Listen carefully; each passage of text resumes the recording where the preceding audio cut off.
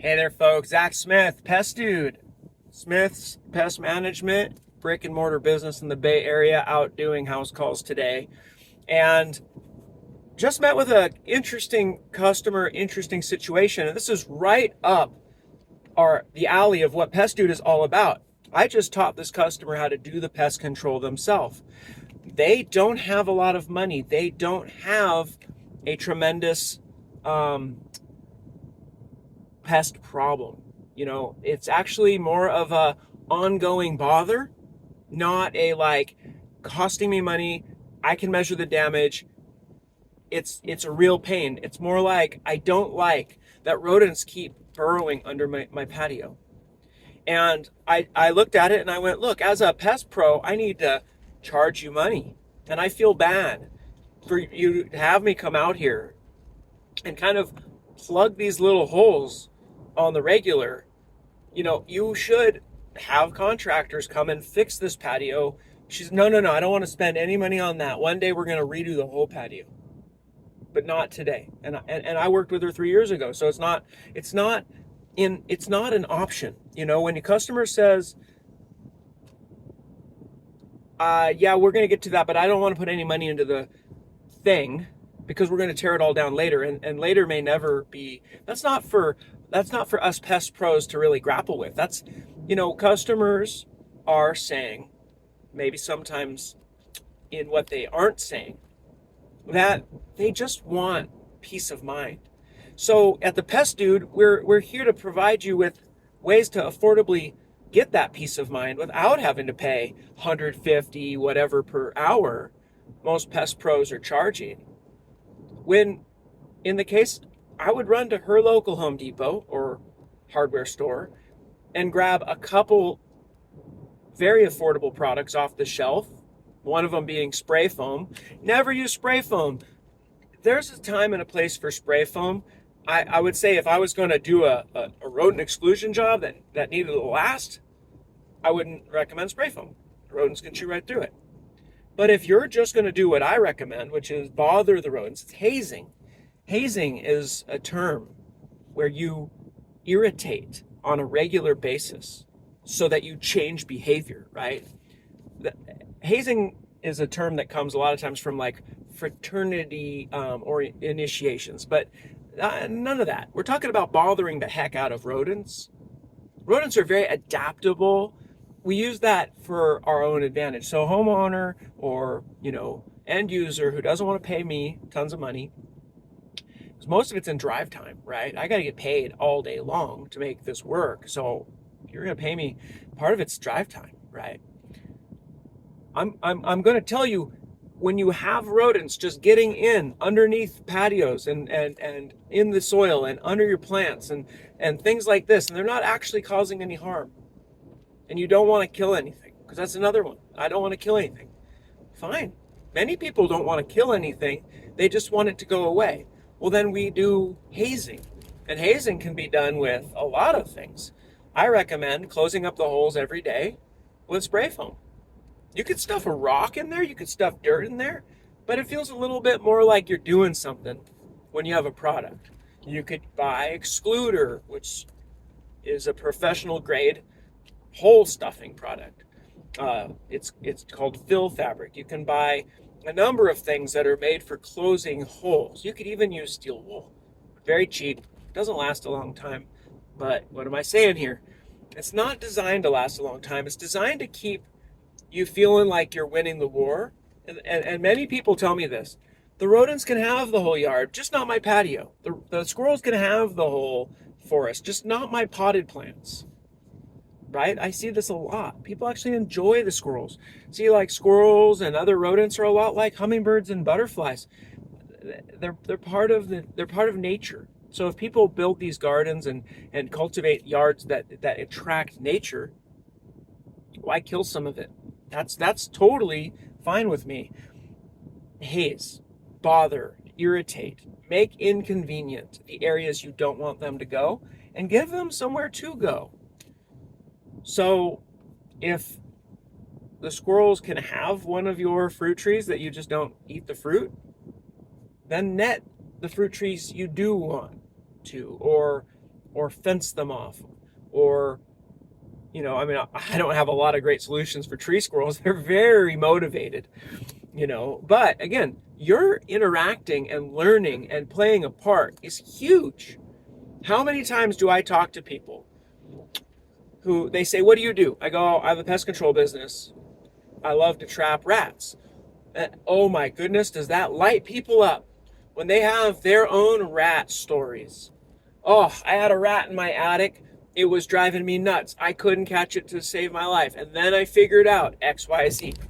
I used the XYZ technique, and now I can catch any rat. They are excited.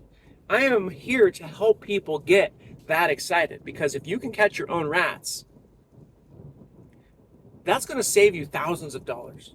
It could even save you tens of thousands of dollars if your rat problem was going to turn into one of those like we put on the channel, where the whole attic is saturated with feces and urine and all the insulation is contaminated. All right? So I'm trying to get people excited about pest biology, behavior of rodents, habits and behavior of bugs, cockroaches, ants. Ants are very habitual. Ants are very predictable. Cockroaches are very habitual and predictable. What do I know that you don't? Possibly, it's that it's a bigger reservoir of organisms than you think. Number one issue with ants is you think that the trail of ants is leading to some small colony just inside the wall, and they're going to eat that little bit of bait you put out, and then they're going to die. And the actual thing I know is that trail of ants could be leading to a colony the size of your entire yard. And the amount of bait you put out needs to feed a lot more other hungry mouths in that colony than you suspected. And so you don't get results. One ant bait trap, one ant bait station, like a taro that you get at Home Depot or wherever you shop, that's such a common one. People go, oh, it doesn't work. The active ingredient is the same active ingredient in all the pro-grade stuff. There's nothing different. It's 5% borate, borax. There's many borax, borate derivatives, but they're all considered highly effective. People say, oh, the taro is too potent. It kills the workers too fast. That actually has some merit. There is a 1% borate ant bait used for super colony ants. If you're dealing with Argentine ants, for instance, 5% borate might be too strong. But you can hit that hive from many sides. What you got to understand is how big that hive is. Because if you understand that it's the size of your whole yard, or maybe 5 houses around you is one super colony, well, of course you're not going to get control with one bait station. You might need 6 ounces of liquid. You might need a quart of liquid bait to go through the stomachs of all those ants. And they're not going to take it from your bait station on the kitchen counter and send it through the whole 5 house community. You five, like say it's 2 acres. So if there's a super colony that's 2 acres in size, your taro station isn't enough. This is what the Pest Dude is here to teach. Get excited to learn about pest biology, and then you will then have a fair fight, right? The fair fight is what you want. You want a chance. Okay? You want a chance of winning. I see many times people put mice traps out, but there's no way that they're in the right spot, nor are there enough traps. So there's 10 mice and one of them gets trapped, maybe. Then all 9 mice carry on and have more babies.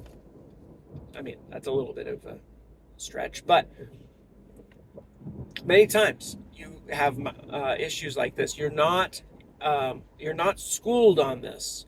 Why would you know? This is the Pest Dude ideal user is, look, I don't know anything about this stuff. I'm curious. I went on this to do it myself, wow, the pest know-how industry needs to do a good job of telling customers, your problem started outside the house, your problem is now in the house, perhaps. Your problem is still coming from outside. Until you seal that off, one way or another, you have to stop the intrusion. How big is the exterior population? Many times with roof rats, which are very common here in the Bay Area, we get good control after catching just one. That's a curious, traveling, roving male, oftentimes. And they're just looking for a place to camp out. So you just got to catch the one you heard chewing and gnawing and scratching around. What we hear about in the news are the huge colonies of rats. New York City makes the news constantly because there's these huge colonies of rats. And yeah, you've got to catch the breeding matriarch, patriarch. It's a whole societal order that you've got to deal with. They're going to send young juveniles to your traps. They're going to learn from what happens to those juveniles. They're going to avoid your traps. Wow. But most people on Pest Dude, they're dealing with new, small rodent problems. It's more about how'd that one get in? Where are they coming from? Do I have tree branches laying on my roof or within 3 feet of my roof? Well, squirrels and roof rats are on your roof. They're going to find a way in your house. And then you've got to get up there and figure out how you're going to get them out. It's a pain. But if you keep your trees pruned nicely so that they aren't within a 3-foot leap, give or take, you don't have to climb all over your roof and find the chew hole where they got in and soiled your attic. See how this works? Prevention. And it's just good, right? If you trim your trees back from your roof or your shrubs, you also don't have ants coming in on your roof. You also don't have to clean your gutters as much. I mean, I can't always guarantee that. All over the country, we have different tree-house relationships. I am not saying top and butcher your trees. Please do use good arboricultural technique when you're pruning your trees. It's important. You can't just hack them back. They're living organisms. They get sick. They get disease. They become huge liabilities later when you just hack off limbs, okay? So do that thoughtfully. Everything about what I'm saying is be thoughtful. Pest control is about being thoughtful.